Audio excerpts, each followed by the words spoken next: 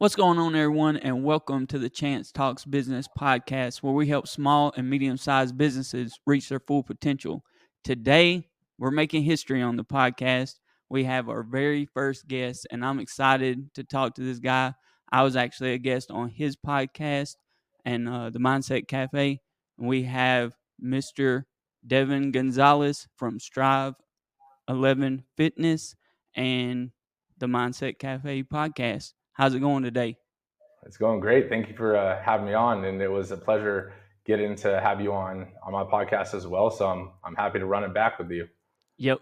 And Devin and I, we're both part of a networking group and kind of like just a mindset group, real business owners, inner circle. That's how we connected. And I think that you're one of the more active members in the group, and you bring a lot of value to the group. So I thought that you would be able to bring a lot of value to our listeners as well. Um, I read something real interesting about you, that you actually became a martial arts instructor at 13. That's kind of where I'd like to start, just kind of going back to that, because that seems like that may have been the start of your entrepreneur journey. Yeah, no, definitely. Yeah, that is a true statement. Yeah, I mean, I've done sports and everything all my life, and one of the things that I did do was martial arts, and starting off with like Taekwondo and stuff like that. But one of the instructors that I actually liked and stuff from the original martial arts studio, he opened up his own studio. We ended up, me and my parents, followed him, and I saw someone building their business at, a very young age. Didn't really take that into consideration, but I did learn a lot, just from like a passive sense. But yeah, so I mean, I got my black belt at the age of 13. I think I was in like, eighth grade.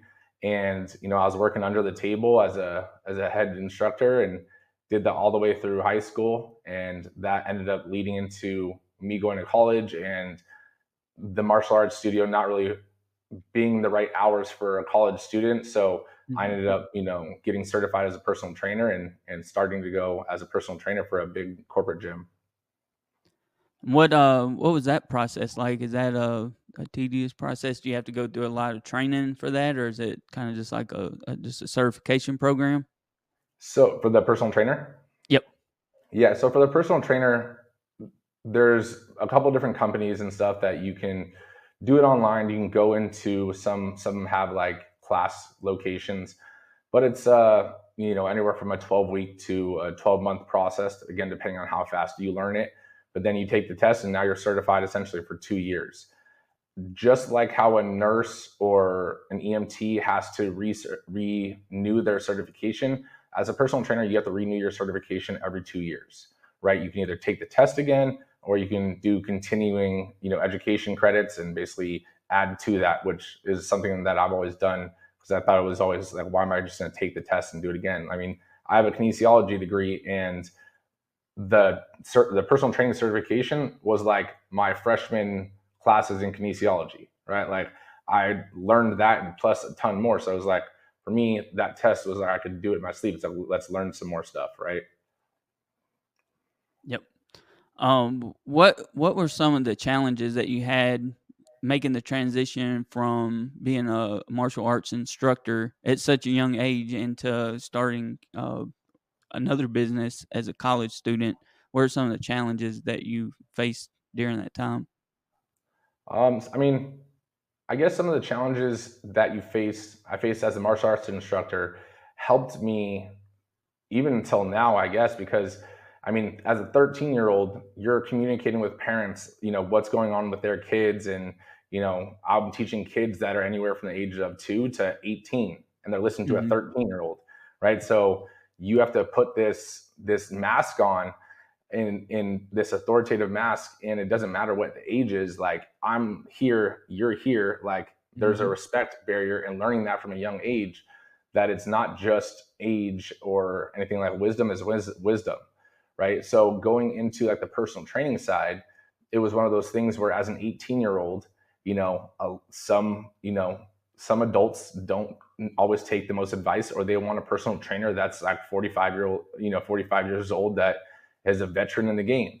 So having to learn and be able to talk and communicate in a way where it doesn't seem that you're coming off super arrogant or anything, but also really showing that you care about your clients and your customers and stuff is something that I've learned to excel in because of that, age gap in who my clients are and who, I am at the time. Now it's not as much of an issue now that I'm in my 30s, but that was definitely one of the obstacles that you learn to overcome. Yep. Yeah, I imagine at that age and not having as much experience, there was probably some imposter syndrome going on that you had to overcome. So, I mean, that's good that you was able to, excel in that role and be able to transition into kind of a more of a one-on-one personal trainer. Is that what you transitioned into, like one-on-one, or was you doing groups, personal training at that time? No, yeah. So I actually transitioned from the martial arts and transitioned to a personal trainer, like a one-on-one trainer. And I worked at a corporate gym for probably three years, and then I moved to a privately owned big box gym. Worked for that gym for another couple years. Me and the owner had some disagreements on some things, and I basically said, you know what, I'm doing this on my own, and I launched my personal training business from there. And that was my like first real jump into entrepreneurship. Is well, now I'm not getting the gym leads. Like I need to find my own leads. I had to create an S corp. I had to do all that kind of stuff and learn that way. But each of those things were all one-on-one trainings. Now with my gym nowadays, it's group training. So there has been a transition point into there. Yep. So after the personal training, that's when you launched the Strive 11 Fitness, or co-founded Strive 11 Fitness. Um, what like how did that process come about? Was it just kind of like an aha moment? Was it something that you uh, was a goal that was yours for a while, or was it something that just kind of came about?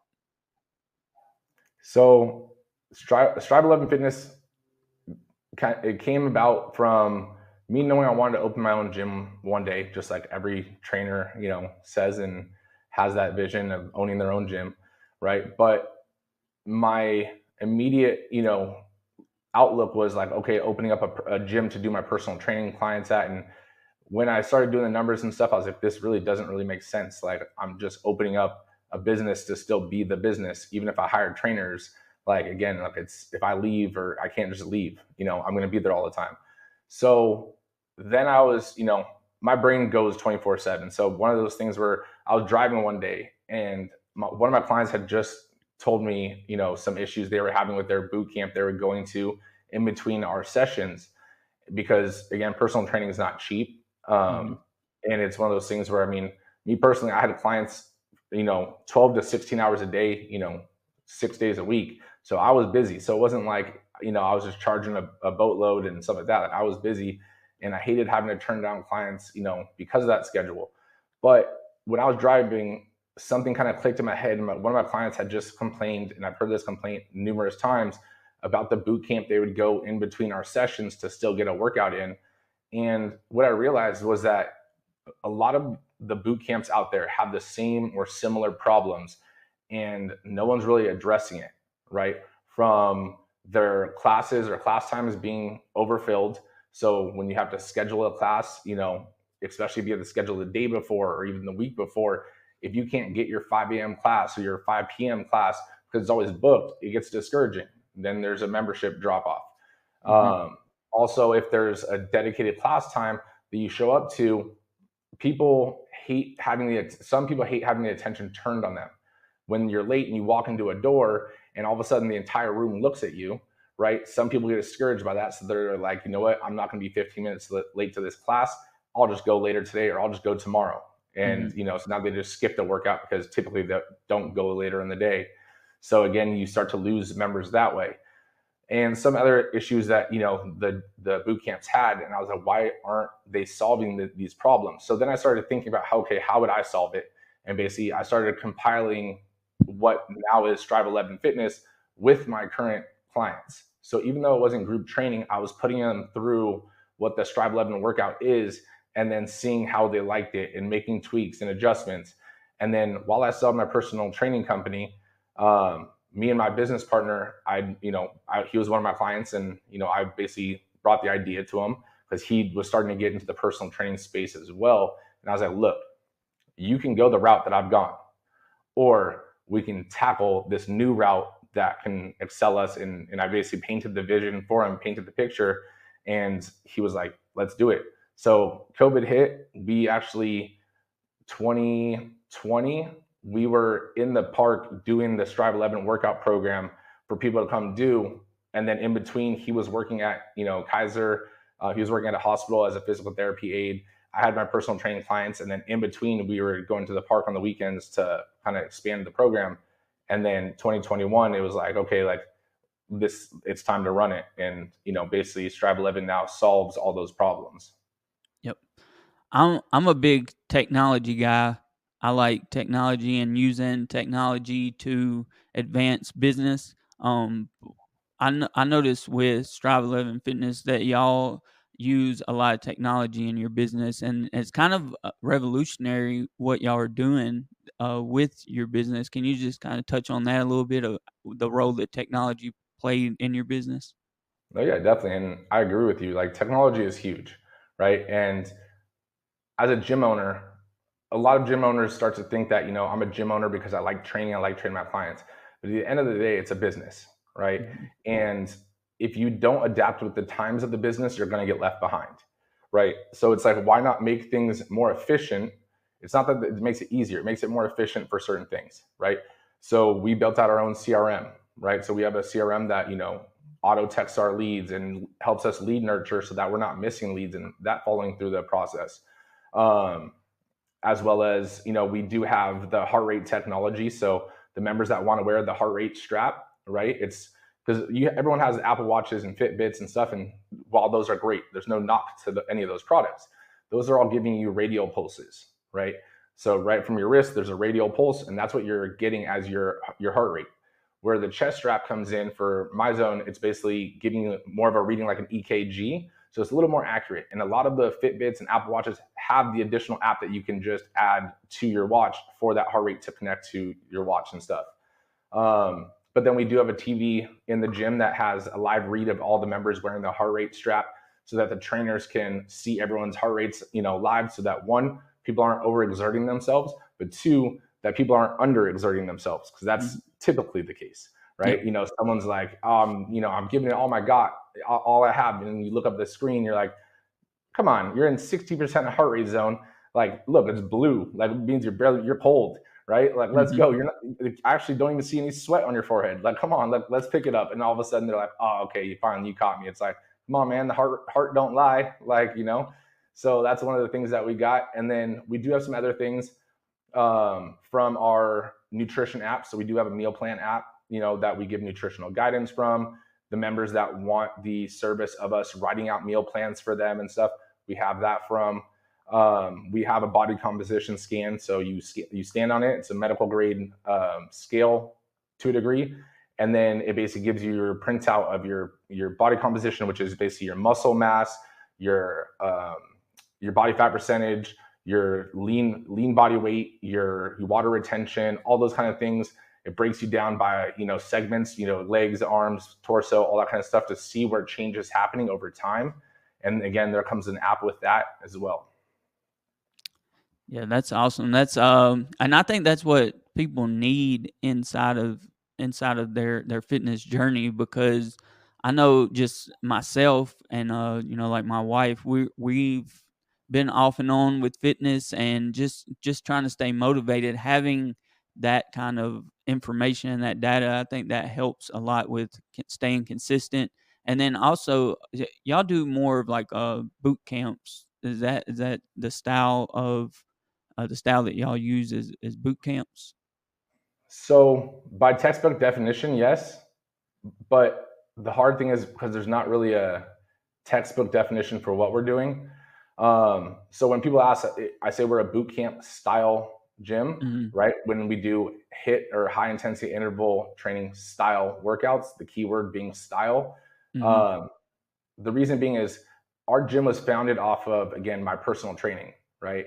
And so there's a few different areas when we open the gym that we were looking to basically combat or, fix up, which was first off, the boot camps not having the flexibility of, let's say, a 24-hour fitness, LA Fitness, Crunch, something of that big nature, right? A big box gym. So we are basically a boot camp style model that has no class time. So you can come in just like you were at one of those big box gyms, right? And you're not stuck to a class schedule. You're not pre-scheduling classes or anything. And when you walk into the gym at whatever time you want during our operating hours, you walk into the gym and then you get the same experience from the group energy and the group training that you would at a boot camp, right? But Mm-hmm. people are finishing their workout, people are starting their workout all throughout the day, right? So you work out on your time. Mm-hmm. Then when you actually start the workout, now it's almost like having a personal trainer. So the other area that we're basically combating is personal training being expensive. We know that. So it's like, why not have a boot camp that gives someone a personalized or a customized workout for them?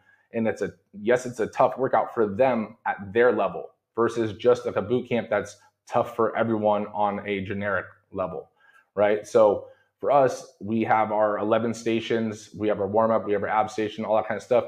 But when you come into the workout, the trainers modify it to you, each station either harder or easier, for you, depending on your fitness level, depending on if you have any injuries, all that kind of stuff. So you're getting a customized workout off of the day's template, right? And each day is different.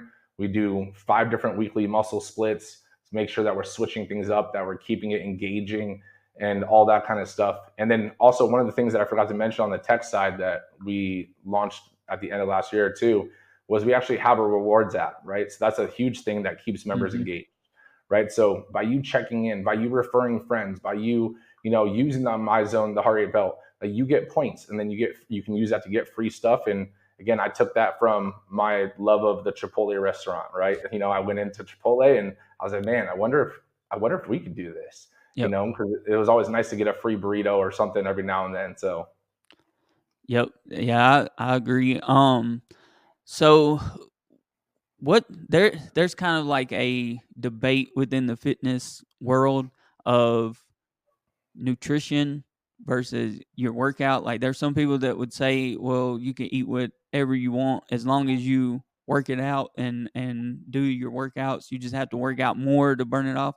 Where do you stand on that? How important is nutrition for your fitness journey? it's huge. Both go hand in hand, right? There is I wouldn't say they're 50. I would say people say that 70-30, and then they say it both ways. They'll say 90-10 stuff. Honestly, it's 50-50, Mm-hmm. right? And the reason I say it's 50-50 is because both of them need equal attention, right? If you give your workouts a half-ass approach, right, then it's one of those things where your results are only going to be dictated by that, right? So you're not going to build any muscle, you're not really burning any calories, and now you're just kind of maintaining the muscle mass that you have, right? Yes, you can clean up your eating and you'll lose some weight, right? But then you're going to hit a point where your nutrition can only take you so far. So Mm-hmm. now your workouts will take you the rest. And again, the opposite way. You can work out, not clean up your nutrition. Your workouts will take you so far, and now you need the nutrition to step in to really take you that next step, right? But when both things are dialed in and you're eating clean, right? You don't. Let's say you're not even tracking your macros or going, crazy into it. You're just eating clean and being conscious of what you're eating. You're going to see a lot more results than someone and working out than someone that's just working out or just eating clean, right? So when you do both, 100%, like that's when you start actually repairing the muscle, giving your body fuel. You feel better in the morning. When you're working out, your stress levels are reduced. Again, sleep better, all those kind of things. So again, there's different aspects for both, but they do go hand in hand. You can't have one without the other and expect, an A plus. Yep.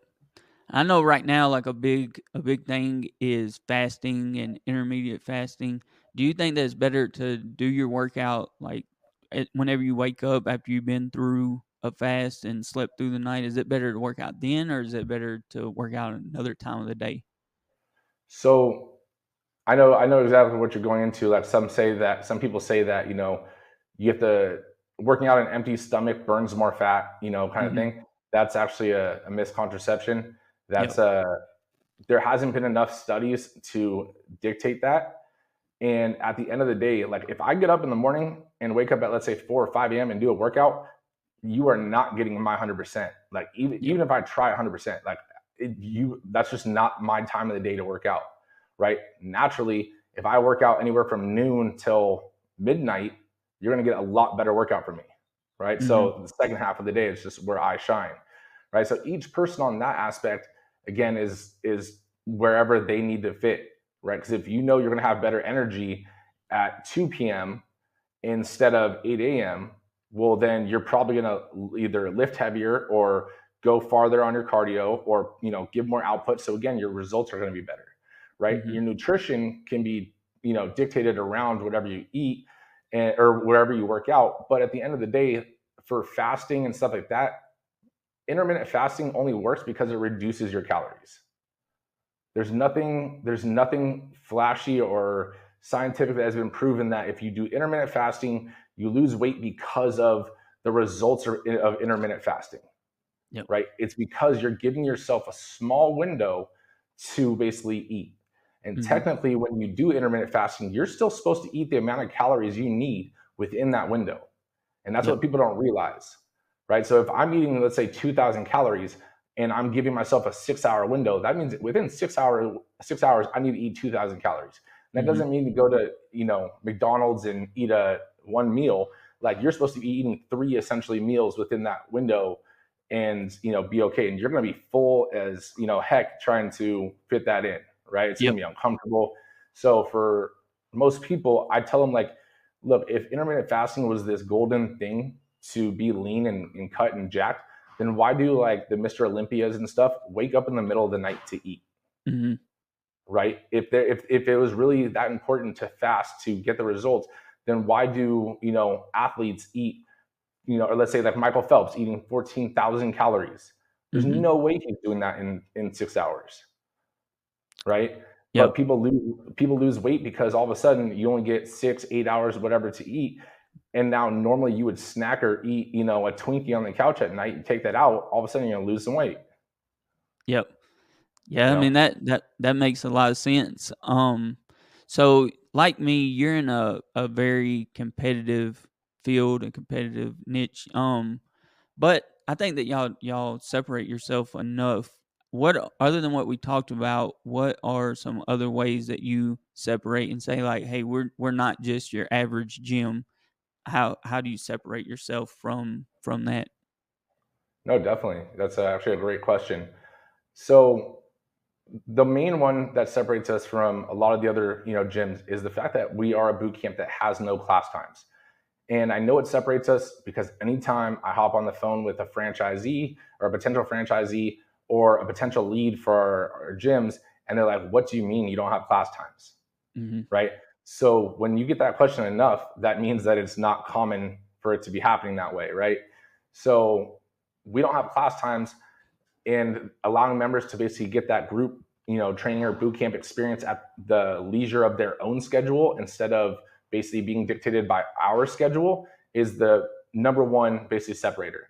After that, not giving our clients cookie cutter meal plans and basically everyone gets the same 1,200 calorie, 1,300 calorie, 1,400 calorie meal plan, and being like, this is all you need. And it's like, okay, well, the last meal is tilapia and asparagus for everybody. Like, okay, yeah, you're gonna lose some weight, right?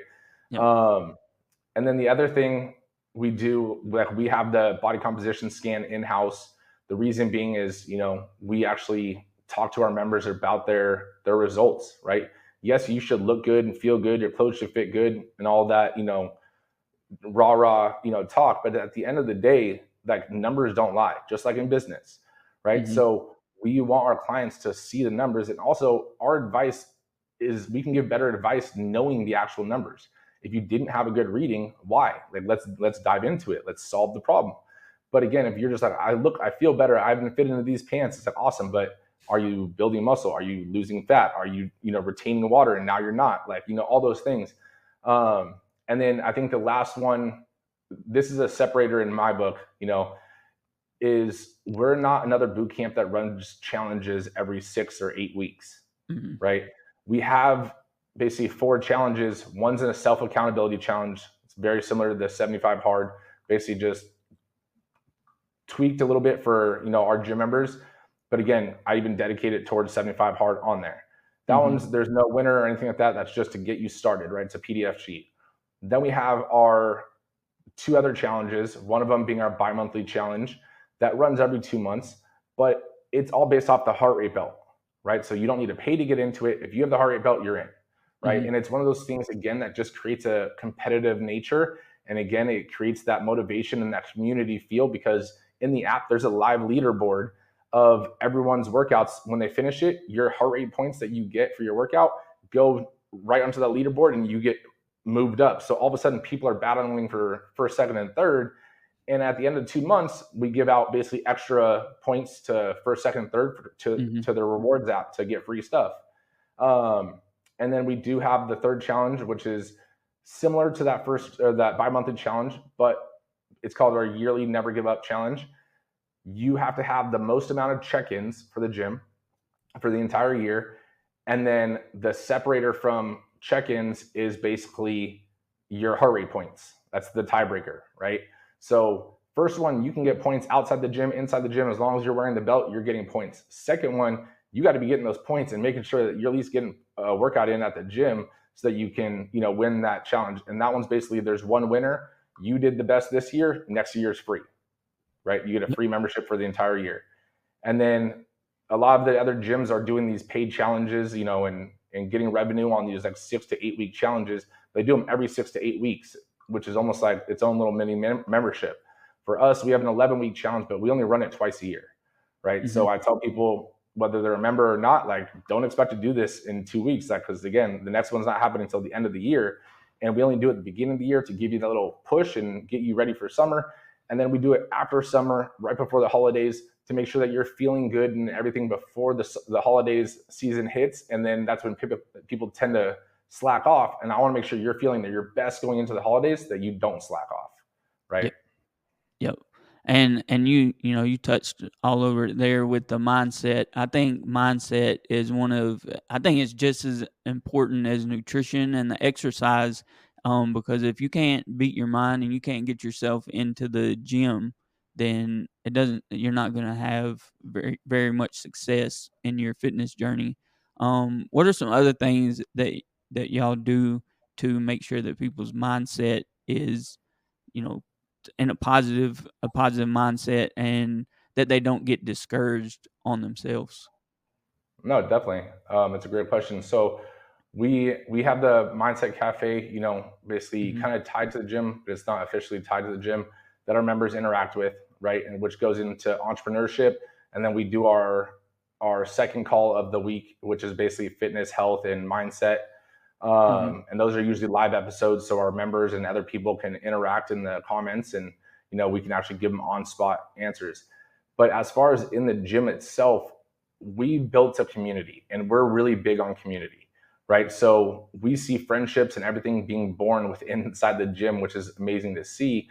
And the best thing to do for us is, like, when we do those body composition scans, or when we check in a member and you can read their face, like, we have a whole part of our employee manual about body language and reading people's body language, and pulling them aside and ask them what's going on, right? Talk to them, right? If they don't get a good reading, you go over it with them and you create a game plan of how we're going to do this with them. It's not just their journey to walk alone. That's why they're here with us, right? Mhm. And letting them know that we're in their corner. So the main thing is that knowing, just like in business, fitness is an up and down roller coaster, right? Even though you may be, keep growing, it's almost like up, down, up, down. As long as the next up is higher than the previous up, you're good, Mhm. right? So that's the one thing that we do talk to our members about, and we're really focused on, like, that community aspect, so they know that if something's going wrong or if they have an issue or they're struggling, they pull us aside and they talk to us. Yep. Yep. In the next 5 years or so, where do you see your industry going, and what are y'all doing, without giving your sauce away? What, what are y'all doing to prepare for those changes? I mean, within the next 5 years, without trying to seem too, cocky or anything like that, I'm hoping that we are the change, right? Mhm. We are something that, at least in the boot camp industry. And what I mean by that is the fact that we're not doing what other boot camps are doing. So I'm hoping that, it makes some adjustments for them and stuff. And even with our franchise system, we're doing things differently than a lot of the other fitness franchises because in our core values, that's just what's right. So we're doing things the way we believe they should be done instead of just what everyone's doing, just because we know we can get away with it. Mhm. So I'm hoping within the next 5 years that we are, one of the industry leaders, not necessarily in number of locations, but in like foundational, locations where, again, I'm huge on like net and turnover ratio. So that's my goal, is to be number one in, turnover ratio in, our franchise locations and our locations going. But again, since we're constantly adapting with technology and, with innovation, honestly, that's where it's going to end up going. So we are trying to stay ahead of that curve as much as possible. But again, like, you got to look at other industries and take pieces from other industries and adapt it into ours. Like the rewards app came from me going to Chipotle and then being Mhm. like, dang, like Chipotle has it, McDonald's has it, Starbucks has it, like all the restaurants have it. Why isn't this a gym thing? So then we brought it into, the gym, and that's something I know that I've seen now a few times at other places too. So hopefully those are similar things that people are starting to experiment with. Yep. And you touched on the Mindset Cafe podcast. What was your vision for that? How did that come about? Yeah, no, definitely. So like the Mindset Cafe actually was originally called the Strive Tribe podcast, and it was meant to be like for our just our gyms and stuff. And what I found was it was kind of hard to bring guests on when our podcast was so tied to the brand of the gym. Mhm. And the people that I'm trying to bring on are other trainers or gym owners and stuff like that who have their own brand and don't necessarily want to promote someone else's brand that's a competitor brand. Mhm. So that's where I was like, okay, well, it's just gonna be me and, my business partner. We're just gonna talk about, fitness and nutrition and, but then it started getting just boring to us. And then I was like, if it's getting boring to me to talk about, it's probably gonna end up getting boring to other people to listen to.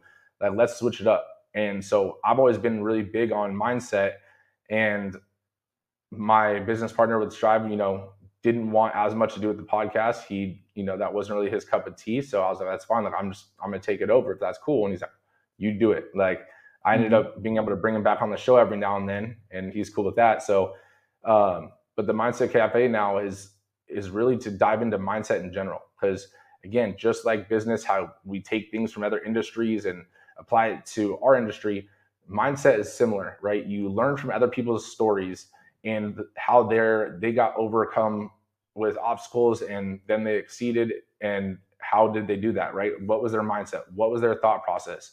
What did they do to better themselves?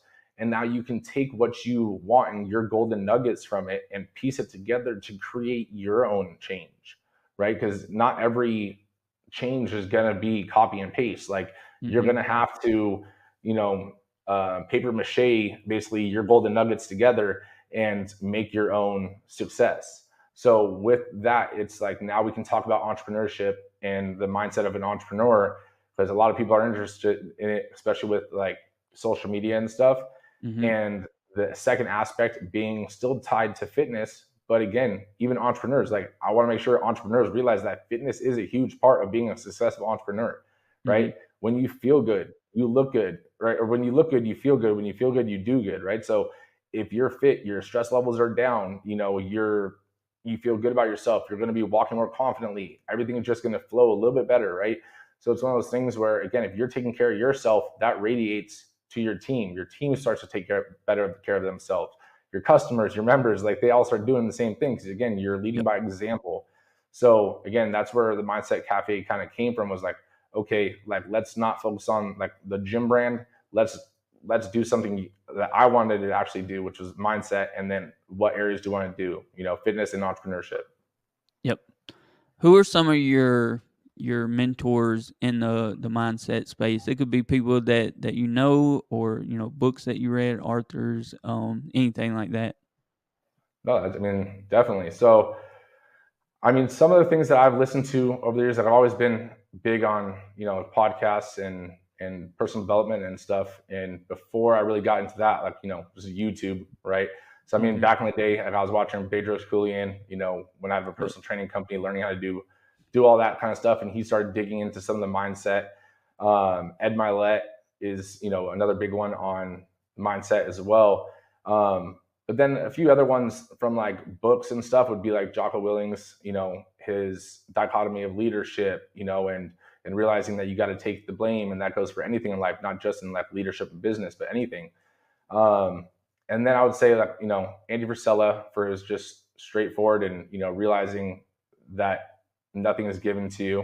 Mm-hmm. But I mean, a lot of it is just is self taught to a degree, I guess, from my personal training. Because as a personal trainer, like you get to hear people's struggles, their pains. Like as guys, like we go to the barber and you chop it up with your barber, right? Mm-hmm. But for people when they come to a personal trainer, like that's their time to vent. And if I just stood there and was like, oh yeah, that sucks, for Yep. every problem, they're not going to keep telling me problems. So then I had to start thinking about why were they telling me this? What was the other person thinking of? So I was not knowing it at the time, but breaking down their mindset, the situation, and other things, and trying to give them an outside perspective. And that started to allow me to end up doing it for myself. Yep. What's something that you know now that you wish you would have known whenever you started your business? To network, right?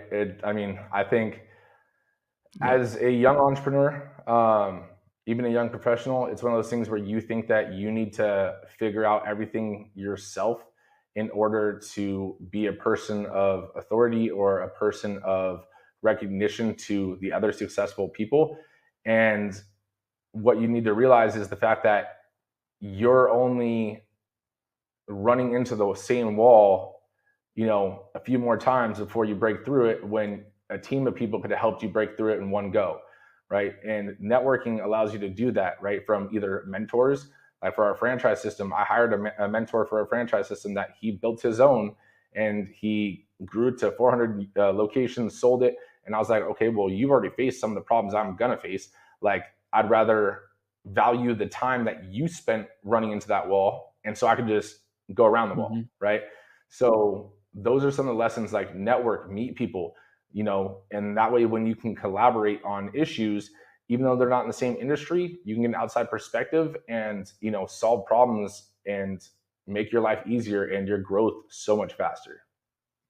Yep. Overall, what do you feel like the biggest challenges that you faced as a business owner? Um, what? How did you overcome those challenges? I think the biggest challenge, even though it'll sound cliche, is not knowing what you don't know, Mm-hmm. right? And what I mean by that is you think that you know everything to get to the level that you want to get to now, right? But you don't necessarily have the skills, the knowledge that get developed over time, right? You Mm-hmm. haven't learned some of those things. You haven't gone through some of those fires yet that build you and forge you into the person that you need to become to now walk on that playing field of that upper level. So I think it's one of those things where taking a step back, and this is something I've had to do, where like take a step back and be like, okay, well, like, where am I really trying to get in 5 years? But then that can seem stressful. So then you're like, how far have I came in 5 years? And when you break down where you were 5 years ago, like you don't even realize how far you've came in 5 years sometimes. And you're just focusing on, like, you feel like you're stuck and you're like, man, like I've actually accomplished a lot in a year, 5 years, 10 years, whatever. And realizing that you can take a breath. You don't need to just go at the same thing over and over and over again. Like you will get there. You will be built to get there. Like just network and, overcome it. I mean, you learn some of those things as you get a team and hire employees and stuff. But again, if you have a network, that makes it so much easier. Yep, I agree. If someone wanted to start a Strive 11 Fitness franchise, what would they need to do? So, I mean, first, you can reach us at, strive11fitness.com/franchise. Um, but you don't need a certification. You don't need any knowledge of the fitness industry whatsoever. We take you through that whole process, right? Our whole goal is with Strive 11 Fitness is we're actually creating a Strive 11 Fitness franchise slash mastermind, right? So Mm-hmm. we do weekly calls. We go out there for your grand opening. We do weekly calls after your grand opening, and then we have bi-weekly just marketing or networking calls, right, with the entire franchise system, so that everyone's on board, and everyone's staying up to date. But again, let's say if you don't think you have the cash, like we have vendors and partners that do SBA loans and different versions of combinations of financing to help you achieve that, right? So that's the main thing, is if you're interested in opening your own gym, or whether you want to be a gym owner or just add it to your business portfolio, reach out. I mean, I'm more than happy to go through what that looks like for you. Yep. Well, I appreciate you joining us today on the podcast. The very first guest, you'll make history forever. but but yeah, and I think that you're a very innovative entrepreneur and business owner, and I think that you're gonna do very well in your journey, and you've already helped a ton of people, and I believe that you're gonna help a ton more. Can you let everyone know where they can find you at on social media? Yeah, definitely. And thank you for the kind words. I really appreciate it. Mm-hmm. Everyone, you can find me on Instagram, Devan, Devan dot Gonzalez, Gonzalez. And that's on Instagram, on Facebook, on pretty much all social media platforms. It's pretty much the same handle. But feel free to reach out to me. You can go to the Strive 11 website, strive11fitness.com, and go to the franchise page and apply there if you would like some more information. Yep. Well, we appreciate it. And anytime in the future that you want to come on the show and talk about anything, you're always welcome. Now that you're here, you're welcome anytime. I So we appreciate it. appreciate Thank you. and we appreciate you being the first guest and all your knowledge. So thanks, everyone. Contact Devan, get with them, follow him on social media. You won't regret it.